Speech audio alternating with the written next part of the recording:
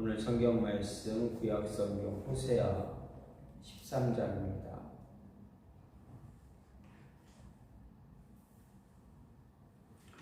호세아 13장 1절부터 16절입니다.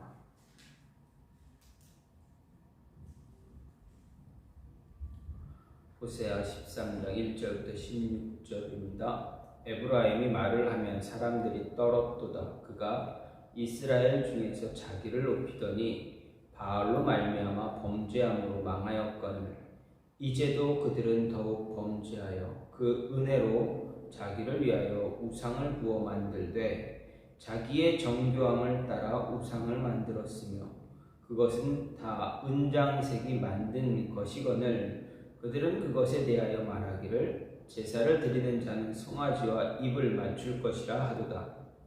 이러므로 그들은 아침 구름 같으며 쉬 사라지는 이슬 같으며 타작마당에서 광풍에 날리는 쭉정이 같으며 굴뚝에서 나가는 연기 같으리라. 그러나 애굽 땅에 있을 때부터 나는 내 하나님 여호와라. 나밖에 내가 다른 신을 알지 말 것이라. 나 외에는 구원자가 없느니라. 내가 광야 마른 땅에서 너를 알았거늘 그들이 먹여준 대로 배가 불렀고 배가 부르니 그들의 마음이 교만하여 이로 말미암아 나를 잊었느니라. 그러므로 내가 그들에게 사자 같고 길가에서 기다리는 표범 같으니라. 내가 새끼 잃은 곰같이 그들을 만나 그의 염통 거풀을 찢고 거기서 암사자같이 그들을 삼키리라. 들짐승이 그들을 찢으리라. 이스라엘아, 내가 패망하였나니 이는 너를 도와주는 나를 대적함이니라. 전에 내가 이르기를 내게 왕과 지도자들을 주소서 하였느니라. 내 모든 성읍에서 너를 구원할 자 곧 내 왕이 이제 어디 있으며 내 재판장들이 어디 있느냐. 내가 분노함으로 내게 왕을 주고 진노함으로 패하였노라. 에브라임의 부리가 봉함되었고 그 죄가 저장되었나니 해산안의 여인이 어려움이 그에게 임하리라. 그는 지혜 없는 자식이로다. 해산할 때가 되어도 그가 나오지 못하느니라. 내가 그들을 수월의 권세에서 속량하며 사망에서 구속하리니 사망아 내 재앙이 어디 있느냐. 수월아 내 멸망이 어디 있느냐. 뉘우침이 내 눈앞에서 숨으리라. 그가 비록 형제 중에서 결실하나 동풍이 오리니 곧 광야에서 일어나는 여호와의 바람이라. 그의 근원이 마르며 그의 샘이 마르고 그 쌓아둔 바 모든 보배의 그릇이 약탈되리로다. 사마리아가 그들의 하나님을 배반하였으므로 형벌을 당하여 칼에 엎드러질 것이요 그 어린아이는 부서뜨려지며 아이벤 여인은 배가 갈라지리라. 아멘. 오늘 말씀 호세아 13장 1절부터 16절 말씀입니다. 오늘 말씀은 호세아의 9편의 예언 가운데 8번째 예언입니다. 이 예언이 이스라엘 민족이 하나님을 배반할 때 얼마나 허망하게 끝날 것인가를 이야기합니다. 하나님을 떠나면 그 삶의 마지막이 얼마나 허무하게 될 것인가를 이야기합니다. 그리고 하나님의 이러한 심판 집행이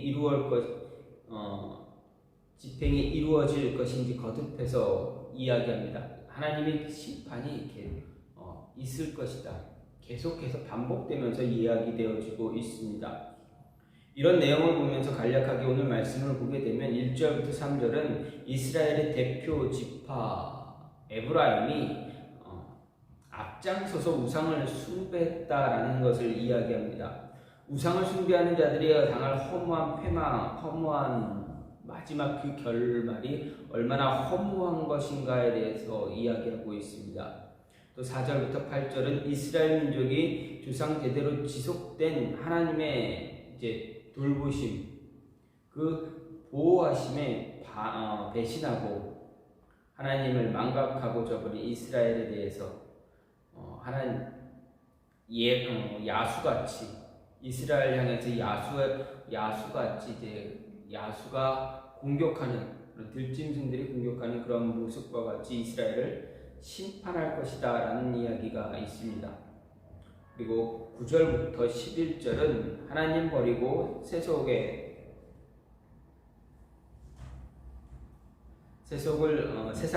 따라갔던 이스라엘 앞에서 지배계층이 얼마나 허망하게 무너지게 될 것인가도 이야기하고 있습니다. 마지막으로 12절부터 12절은 누적된 불의 때문에 하나님의 심판이 임박했다라는 것도 깨닫지 못하는 그런 이스라엘, 그들의 우매함을 이야기하고 징벌 이후에 하나님의 이런 심판 이후에 그래도 하나님이 그들을 사랑하셔서 그들의 죄를 깨끗게 해주실 것이다, 그들에게 회복을 선물로 주실 것이다 라는 이야기가 기록이 되어 있습니다. 이런 모습에서 오늘 말씀에서 두드러지는 것은 여러 가지 다양한 비유법을 통해서 이야기하고 있다라는 이야기입니다. 죄를 지은 이스라엘의 운명과 심판자로서의 하나님의 이미지가 비유법을 통해서 전달되고 있습니다. 먼저 이스라엘의 운명이 아침 구름과 해가 뜨면 사라지는 아침 이슬, 그리고 광풍에 날리는 쭉정이, 굴뚝에 흩날리는 그런 연기로 비유되고 있습니다. 이스라엘이 가장 융성하던 시기가 바로 여로보암 2세 통치 시기에 주어졌다는 사실, 이러한 모습은 죄 위에 세워진 우리의 번영, 인간의 번영이 강성함이 얼마나 허무한 것인가, 아무런 가치가 없는 것인가를 보여주기 위해서입니다. 실제로 하나님의 심판이 임할 때 그들이 내세우고 자랑했던 모든 것이 아무런 도움이 되지 못하고 있음을 볼 수가 있습니다. 그리고 허무하게 사라져가고 있음을 보게 됩니다. 또 심판자로서 하나님을 비유하고 있을 때 사자와 표범, 그리고 새끼 잃은 곰으로 비유가 됩니다. 이것은 오래 참으시는 하나님이 더 이상 죄에 대해서 묵인할 수 없다 판단하실 때 죄인에 대한 심판이 얼마나 무섭게, 맹렬하게, 급박하게 임할지에 대해서 이야기하고 있는 것입니다. 당시 이스라엘은 하나님께서 가장 싫어하시는, 가장 멀리하고 말씀하셨던 우상 숭배를 끊임없이 범했습니다. 그뿐만 아니라 조상 대대로 이어온 하나님의 이제 돌보심, 보호하심을 버리고 세상 통치, 즉 이방 민족들에게 있었던 그런 통치 체제를 따라갔다 이야기하는 것입니다. 즉 하나님을 버리고 인간의 왕을 섬기겠다라는 것입니다. 따라서 하나님은 영적으로 우매하고 거듭 범죄하는 이러한 이스라엘을 향해서 이제 너희에게 있을 것은 심판, 하나님의 징계밖에 없다 말씀하고 있습니다. 이런 암울한 내용 가운데서도 하나님은 호세아를 통해서 한 줄기의 빛을 보여주신데 그 바로 회복에 대한 이야기입니다. 14절에서 이스라엘을 향한 징벌 이후에 무조건적인 하나님의 약속, 회복에 대한 약속이 이어집니다. 즉 하나님 택한 자들을 결코 수월의 권세에서 사망해서 그냥 내버려 두시지 않고 그들을 구원해 주실 것이다 라는 그러한 확실한 내용, 선언입니다. 이런 모습에서 오늘 예언, 호세아의 8번째 예언은 이제 9번째 예언에서 전적으로 회복에 관한 이야기를 하기 이전에 어떻게 보면 9번째 예언의 도입부다라고 이야기할 수도 있습니다. 어쨌든 하나님의 은혜가 이스라엘 백성들에게 이어질 것이다 라는 이야기입니다. 그럼에도 전체적으로 13장 전체적인 내용의 주된 내용은 심판입니다. 이스라엘을 향한 하나님의 징계입니다. 그러면 앞에서도 계속 같은 모습으로 이야기되어 왔지만 하나님의 징계가 이렇게까지 계속적으로 이어질 것이다, 이렇게 계속적으로 이야기되어지는 모습이 어디에 있는가, 무엇 때문인가? 한마디로 말하면 이스라엘이 하나님을 버리고 하나님을 따르지 않았기 때문입니다. 하나님을 따르지 않은 이유는 무엇입니까? 이스라엘이 교만해졌기 때문입니다. 오늘 말씀에서도 그 이야기가 나옵니다. 교만해져서 하나님을 버렸다, 하나님을 잊어버렸다라고 이야기합니다.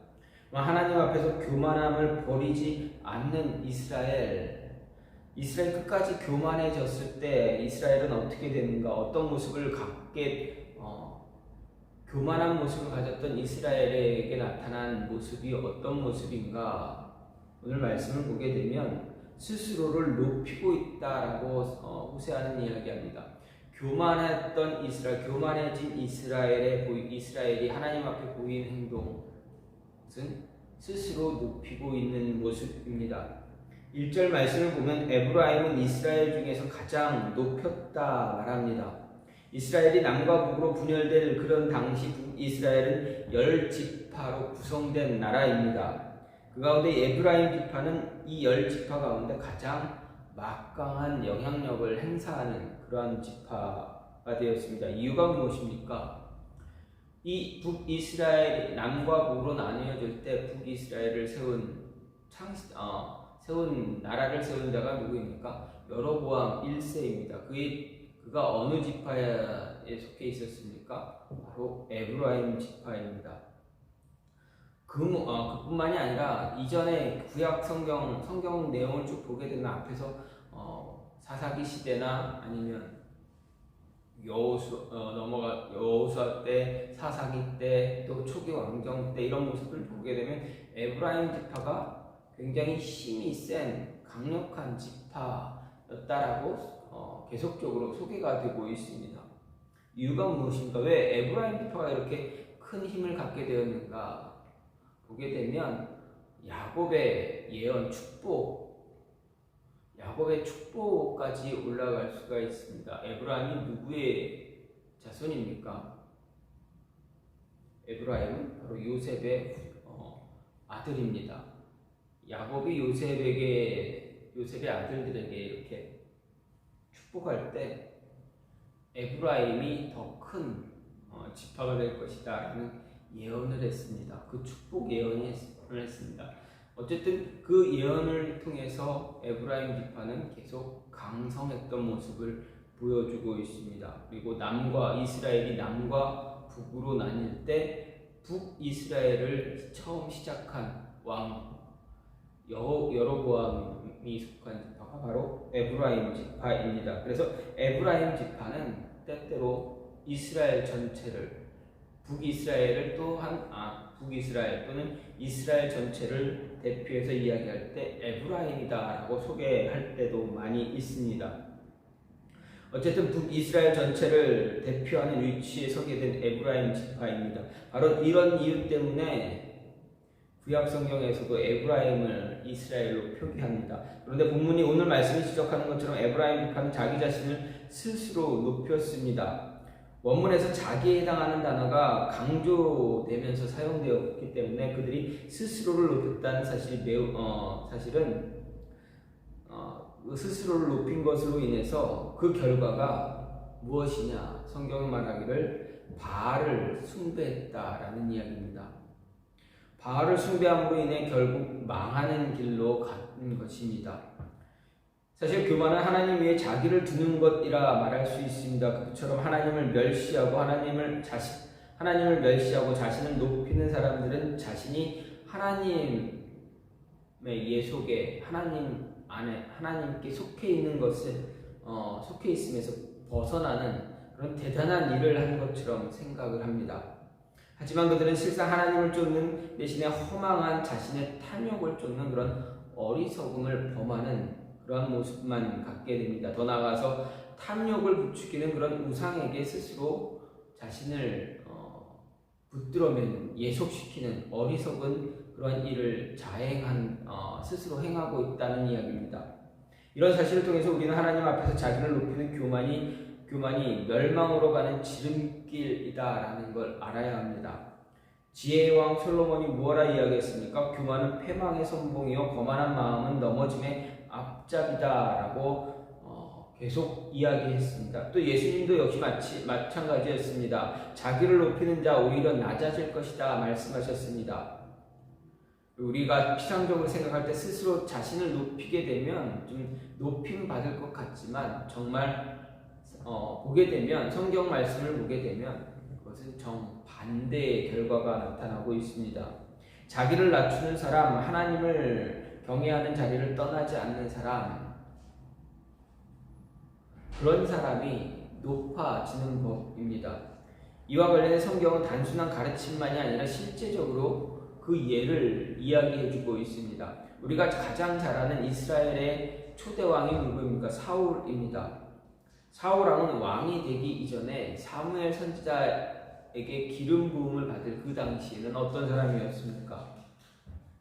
스스로 낮아지는, 스스로 자신을 낮추는 그런 겸손한 사람이었습니다.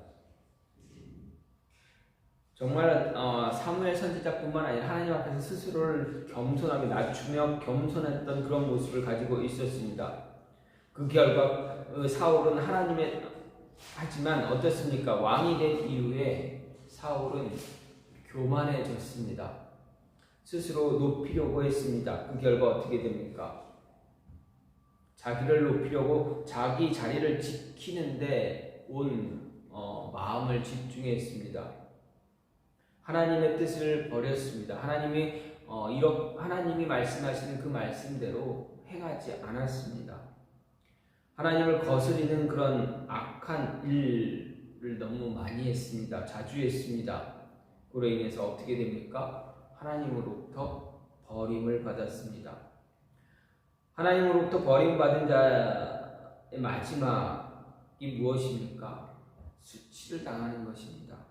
그리고 사망 외에는 다른 것이 없습니다. 이는 사울의 마지막을 통해서도 알 수가 있습니다. 그는 하나님이 그토록 가증히 여기는 신접한 무당에까지 가서 자신의 길흉, 자신의 미래를 물어보는 그런 모습까지 가졌습니다. 그리고 블레셋과의 전투에서 어떻게 합니까? 스스로 목숨을 버리는, 자살하는 그러한 비극을 맞았습니다. 또 다른 예를 보게 되면 이스라엘 백성이 아니라 이방인들 가운데 또 다른 예를 생각해 보면 누구를 볼 수가 있습니까? 바로 바벨론 제국의 왕 느부갓네살입니다. 당시 바벨론 하면 그 주변의 지역에 가장 강력한 강대한 나라입니다. 그 주변의 모든 나라와 전쟁에서 다 승리했던 나라입니다. 그때 세계를 제패했던 강력한 통치자가 바로 느부갓네살입니다. 그렇다면 어떻습니까? 스스로 높일 만한 자격이 있습니까? 없습니까? 세상적인 눈으로 보면 느부갓네살 왕은 스스로 자신을 높일 수 있는 그러한 자격을 충분히 가졌던 사람입니다. 그럼에도 그가 스스로를 높인 결과 어떻게 됩니까? 하나님의 징계가 느부갓네살에게 임했습니다. 그래서 그는 비참한 삶을 살아야만 했고 낮아진 자신을 발견해야만 했습니다. 이 느부갓네살 왕은 바벨론 왕궁 정원에 올라가 자신이 건설한 도성을 보면서 도취되었을 때, 그리고 스스로 자신의 능력과 권세로 그 도성을 건설했다고 말했을 때, 자신의 영광을 나타내려고 했을 때, 자화자찬했을 때 하나님은 어떻게 합니까? 그를 넘어뜨리셨습니다.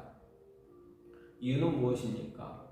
하나님이 그에게 힘을 주어서 그가 이룬 것 뿐인데 자신이 했다라고 믿었기 때문에 그렇습니다.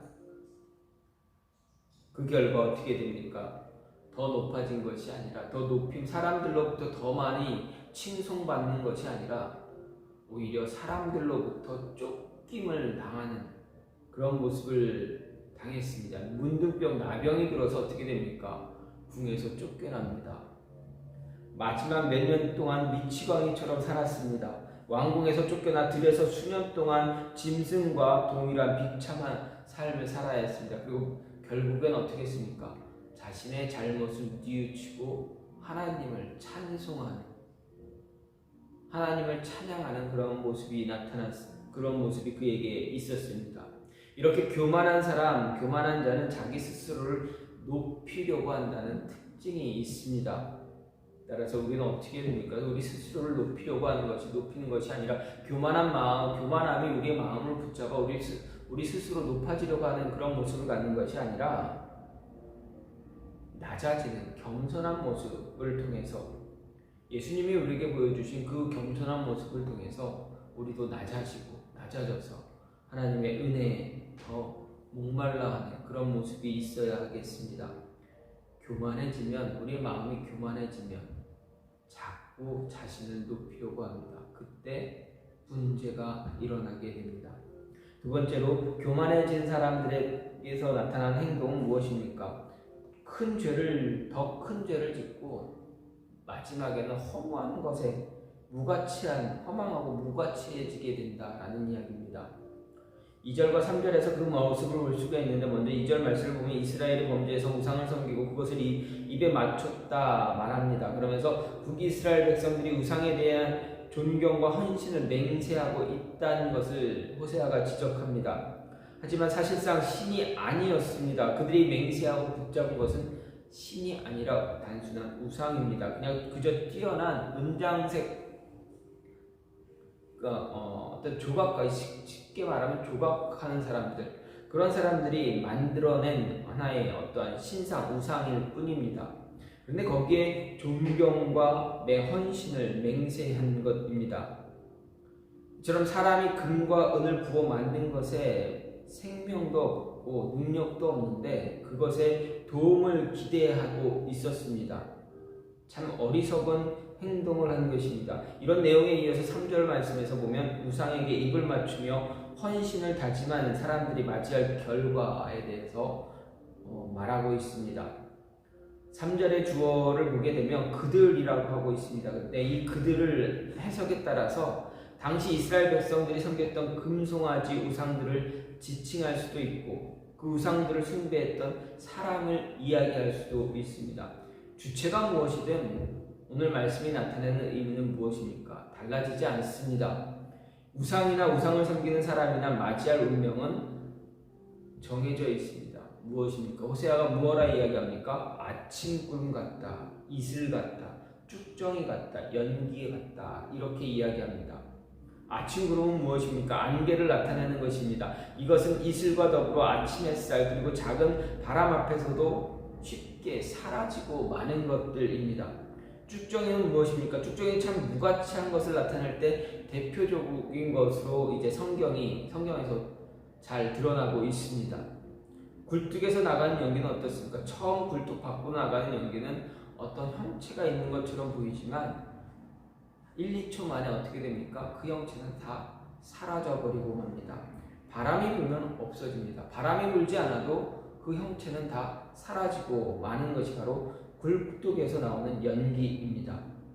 이런 의미를 지닌 표현들을 사용한 이유 자체로 사용한 이유는 그 자체로 생명도 없는 그런 금속주물에 불과한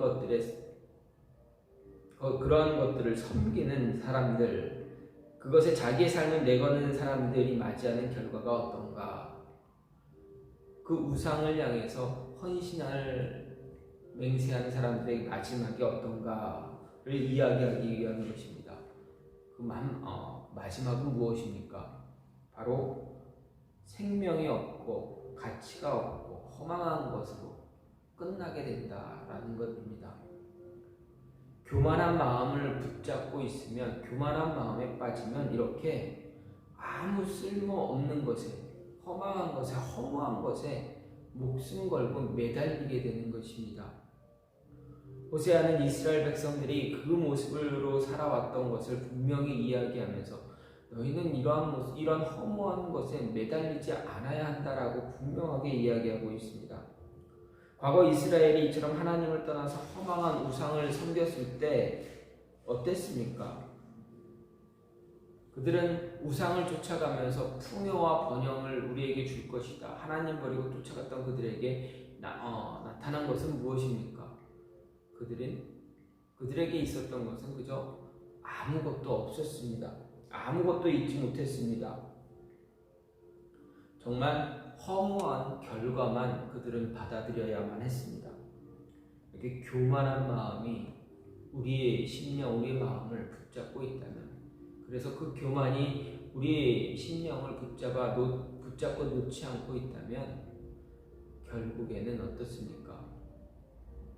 아무것도 아닌 것에, 허망한 것에, 허무한 것에 매달리는 그런 모습만 가질 뿐이다라는 것입니다. 따라서 세상이 말하는 그 가치에 목매지 말고, 세상의 가치에 우리가 너무 연연하지 말고, 진정 우리 안에 우리에게 주어지는 진정한 가치가 무엇인가 깨닫고 그 진정한 가치를 바라보며 그것을 붙잡으려고 노력해야 한다라는 것입니다. 교만은 허무한 것에 우리의 관심을 빼앗아갑니다. 따라서 우리 마음에 교만한 마음을 벗어버려야, 제거해야 허무한 것에 마음을 빼앗기지 않을 수가 있습니다. 마지막으로 교만이 우리 안에 있을 때 어떤 모습이 나타나는가? 성경은 호세아가 이야기합니다. 너희가 배가 불러서 하나님을 잊어버렸다 이야기합니다. 6절 말씀을 보면 하나님께서 이스라엘 자손들을 결코 굶주리도록 버려두지 않았다라고 말씀하시고 또 그들을 배부르게 먹여주셨다 말하고 있습니다. 이스라엘 백성들로 하여금 굶주려서 죽게 하지 않으신 것을 이야기합니다. 이것은 출애굽 당시 이스라엘 백성들이 40년의 시간 동안 광야를 방황하면서 굶지 않았던, 먹을 것 때문에, 입을 것 때문에, 먹을 것 때문에, 마실 것 때문에 고통당하지 않았다라는 것을 이야기하고 있는 것입니다. 즉 만나와 메추라기를 주심으로 인해서 무엇 하나 부족함 없이 채워주셨던 하나님의 은혜를 이야기하고 있습니다. 또 그들이 가나안 땅에 들어간 이후에 그곳에서 풍요로운 삶을 살 수 있었던 것 역시도 하나님의 은혜였습니다. 그런데 이스라엘 백성들이 어땠습니까? 그 하나님을 통해서 풍성한 축복을 누리고 배가 불렀음에도 불구하고 그 축복이 하나님으로부터 온 것으로 여기지 않았다라는 이야기입니다. 자신들에게 베풀어진 그 축복, 그 은혜가 다 자신들의 능력 때문에 자신들이 누릴 수 있었던 것이다 라고 생각했습니다. 그렇게 착각했습니다. 착각하니 어떻게 해야 됩니까? 교만에 빠지고 마는 것입니다. 그런 교만으로 인해서 그들은 하나님을 멸시했다라고 호세아가 말합니다. 멸시하기까지 했습니다. 이는 그들이 마땅히 섬겨야 할 하나님을 제대로 섬기지 않고 도리어 주변 우상들을 섬기고 하나님의 선지자들을 핍박한 그런 사실을 통해서 쉽게 나타납니다. 우리는 이런 사실을 통해서 하나님이 주신 은혜를 통해 우리가 풍요를 누리고 풍요로움을 누린다면, 번영을 누린다면 복된 일이지만 그것 때문에 오히려 교만해질 수도 있다는 것, 우리는 잊어버리지 말아야 합니다. 오히려 우리 육신뿐만 아니라 우리의 영혼을 망가뜨리는 그러한 독이 될 수 있다는 것 기억해야 합니다. 하나님의 은혜를 무시하고 교만해지는 것, 하나님을 잊어버리고 떠나는 것, 그것은 분명 우리에게 바른 길이 아닌 잘못된 길입니다. 어떻게 보면 저주가 될 수가 있습니다. 왜 그랬습니까? 진정한 복과 평안 그리고 풍요는 오직 하나님과의 올바른 관계에서만 누릴 수가 있고 더 누릴 수가 있는 것입니다. 지속적으로 그 은혜를 받고 그 은혜를 누릴 수가 있게 됩니다. 하나님의 은혜를 잊어버리고 떠날 때 어떻게 됩니까? 하나님은 심판이 우리에게 임하게 됩니다. 하나님의 은혜를 잊어버리고 하나님을 떠나게 된다는 것, 왜 그렇습니까? 바로 우리 안에 교만함이 우리 마음을 붙잡고 있기 때문입니다. 내가 잘해서, 내가 힘이 있어서, 내가 능력이 있어서, 내가 머리가 좋아서, 내가 잘해서 그렇지, 내가 사람들과의 관계를 잘 맺어서 그렇지, 내가 일을 잘해서 그렇지, 이런 모습 때문에, 이런 교만함 때문에 하나님이 주시는 그 은혜를 은혜로 받아들이지 못한다라는 것입니다. 그렇기 때문에 하나님과의 관계도 망가지게 되고 우리의 모습도 망가지는 그런 모습 되어지게 됩니다. 호세아는 분명하게 우리에게 말합니다. 너희가 교만해지지 말아야 된다. 너희가 교만해지면 하나님이 너희에게 풍요로움을 주고 번영을 주게 되면 너희가 그 배불러서 하나님을 잊어버리게 된다. 그 교만함이 너희로 하여금 배부름에 만족하게 하고 하나님 잊어버리고 하나님 떠나게 만든다 이야기하는 것입니다. 따라서 교만한 마음, 교만한 모습 철저하게 버려야 한다라는 것이 호세아의 이야기입니다. 교만함 때문에 하나님으로부터 징계를 받는 이스라엘을 향해서 너희가 교만하면 교만해질수록 이런 모습이 너희 삶에서 나타날 것이다 이야기합니다. 무엇입니까? 스스로를 높이고 또 허망한 것에 허무한 것에 더 가치를 두게 되고 그리고 끝내는 너희가 배가 불러 하나님을 잊어버리고 떠나게 될 것이다. 너희가 그러고 있다라고 지적하고 있습니다. 그렇다면 우리는 어떻게 해야 되겠습니까? 정말 우리 안에 교만한 마음이 있는지 없는지 잘 들여다볼 줄 알아야 됩니다. 객관적으로 나 자신을 말씀을 묵상함을 통해서 내 자신을 내 신앙의 모습을 평가할 수 있어야 합니다. 내 자신을 돌아볼 수 있어야 됩니다. 과연 내가 하나님 앞에서 교만한 삶을 살고 있지는 않은가? 주시는 은혜를 당연한 것으로 여기고 있지는 않은가? 내가 은혜를 누리고 있는 이 삶 속에서 이 삶이 내가 당연하게 누리면서 또 내가 잘해서 나 때문에 내가 이렇게 했으니까 내가 이런 모습을 가졌으니까 당연히 있어야 되는 것이지 이렇게 생각하고 있지는 않은가? 돌아보면서 그런 모습이 있다면 하나님께 모든 것 내려놓고 다시 한번 하나님의 은혜를 갈급해하는 간구하는 그런 모습이 있어야 하겠습니다. 교만함 철저하게 내려놓고 겸손하게 하나님의 은혜를 더 갈급해하는 모습. 처음 은혜를 맛보았을 때 그 갈급했던 그 모습, 그 기쁨을 다시 한번 회복하면서 교만한 모든 것들을 내려놓을 수 있는 저와 여러분이 되기를 간절히 소망합니다.